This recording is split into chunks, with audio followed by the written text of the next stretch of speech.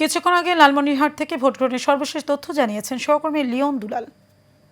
ত্রয়োদশ জাতীয় সংসদ নির্বাচন ইতিমধ্যে ভোটাররা তারা ভোটদান প্রদান করার জন্য লালমনিরহাটের ভোট কেন্দ্রে বিভিন্ন কেন্দ্রে ভোটাররা এসে ভোট প্রদান করার জন্য উৎসবমুখর পরিবেশে তারা এসেছে। আমি এখন দাঁড়িয়ে আছি লালমনিরহাটের পৌরসভার অভিষেক ফজলুল করিম উচ্চ বালিকা বিদ্যালয় একটি কেন্দ্রে। সেখান থেকে আমি আপনাদের সাথে সরাসরি সংযুক্ত হয়ে জানাতে চাচ্ছিলাম যে ভোটের বর্তমান পরিবেশ অত্যন্ত উৎসবমুখর পরিবেশেই ভোটাররা এসে ভোট প্রদান করছেন। সেই সাথে এখানকার যে লালমনিরহাট জেলার যে রিটার্নিং অফিসার আছে আমি তার সাথে কথা বলেছি।